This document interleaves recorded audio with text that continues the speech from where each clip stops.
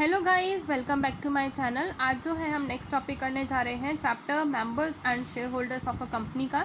अब next topic जो है वो है राइट्स ऑफ मेंबर्स, कि जब भी कोई पर्सन कभी भी कंपनी के शेयर्स को जब परचेज़ करता है तब जो शेयर्स हैं यानी जो बायर है और जो कंपनी है उन दोनों के बीच में क्या बन जाता है, एक कॉन्ट्रैक्ट बन जाता है। और साथ ही साथ जब भी बायर ऑफ शेयर यानी जो शेयर होल्डर है वो कंपनी का क्या बन जाएगा, मेंबर बन जाएगा। और उस मेंबर बनने के साथ साथ क्या मिल जाएंगे, उसको कुछ राइट्स मिल जाएंगे। अब कंपनी के पास यानी जो कंपनी है वो कौन कौन से राइट्स देती है अपने मेंबर्स को, तो पहला है स्टैट्यूटरी राइट्स, यानी ये वाले ऐसे राइट्स हैं जो कि हर एक मेंबर को मिलेंगे, जो भी मेंबर बना है उन सबको मिलेंगे। और ये जो हैं सारे राइट्स कहाँ लिखे गए हैं, under the provisions of the companies act के प्रोविजंस में। अब ये जो राइट्स हैं, इन राइट्स से मेंबर डिनाई नहीं कर सकता, मना नहीं कर सकता। और ये जो राइट्स हैं चाहे कंपनी के मेमोरेंडम में लिखे गए हैं चाहे नहीं लिखे गए हैं, तब भी ये मेंबर्स को मिलते हैं और ये राइट मेंबर को मान्य हैं। अब कौन कौन से राइट हैं, तो पहला है इंडिविजुअल राइट्स ऑफ मेंबर्स, यानी अब जो राइट है मेंबर का वो इंडिविजुअल है, यानी एक पर्सन का राइट बताया जा रहा है यहाँ पे।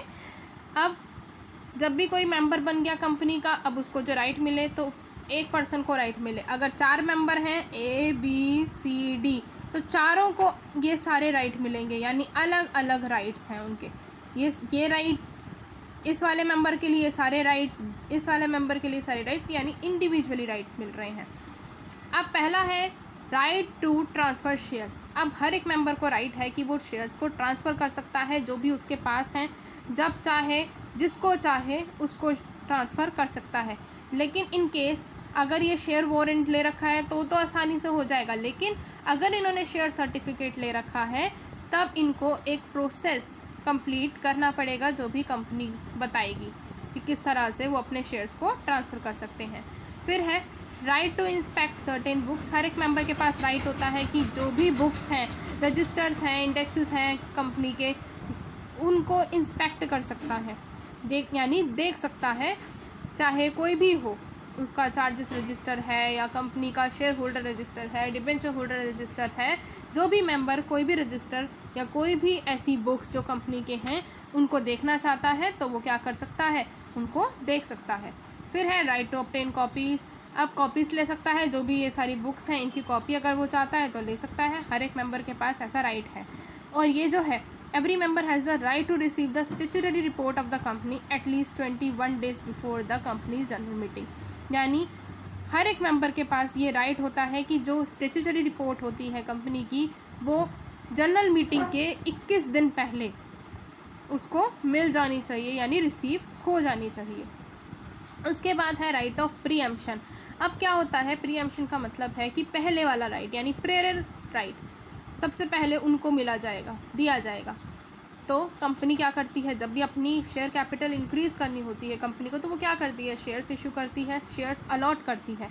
तो वो सबसे पहले राइट देती है अपने प्रीवियस शेयर होल्डर्स को, पहले वाले पर्सनस को जो पहले से ही कंपनी में मेंबर रह चुके हैं या अभी भी मेंबर्स हैं, तो उनको राइट दिया जाता है। सबसे पहले उनको ऑफ़र किए जाते हैं कि हम जो है नए शेयर्स इशू कर रहे हैं, अगर आपको लेने हैं तो आप ले सकते हो, ठीक है।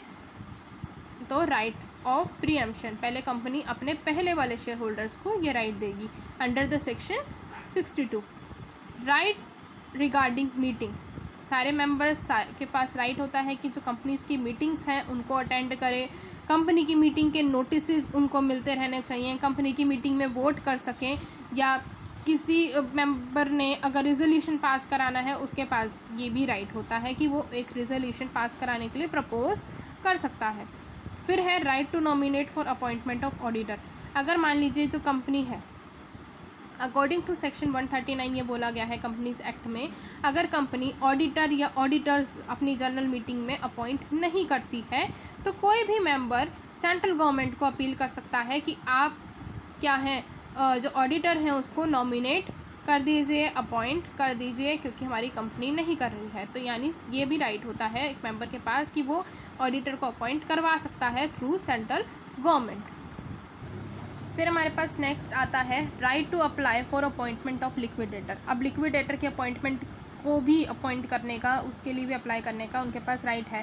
अगर मान लीजिए इन केस जो कंपनी है वो बाउंड अप हो रही है और उस टाइम पे जो क्रेडिटर है वो उनको इन्फ्लुएंस कर रहे हैं मेंबर्स को, तो मेंबर्स क्या कर सकते हैं, नेशनल कंपनी लॉ ट्रिब्यूनल, जो कि एक तरीके से कंपनी लॉ का क्या है, कोर्ट है, उसमें जाकर अपील कर सकती है कि आप ऑफिशियल लिक्विडेटर को अपॉइंट कर दीजिए।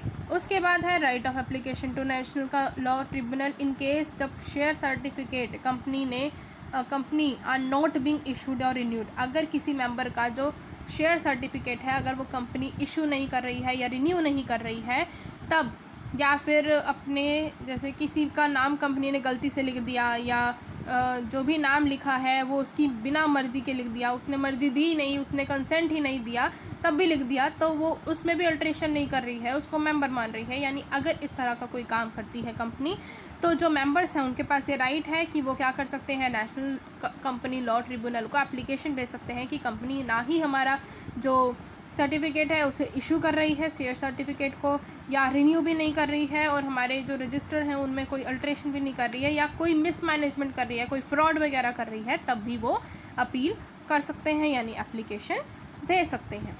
उसके बाद है कलेक्टिव राइट्स ऑफ मेंबर्स। अब मेंबर्स के कलेक्टिव राइट की बात, ये सारे जो थे अब इंडिविजुअल मेंबर्स की बात थी, अब है collective members. By collective right का मतलब होता है कि those rights which the members can exercise collectively, जो कि मेंबर्स एक साथ मिलकर कर सकते हैं। ठीक है, तो पहला है rights enforceable by simple majority. Simple majority के इनफोर्स से जो राइट मिलता है, यानी कि ये वाले वो राइट हैं जब कंपनी क्या करती है, जब मेंबर्स जो हैं इन्फोर्स करते हैं कंपनी को कि आप स्पेशल रिजोल्यूशन पास करिए।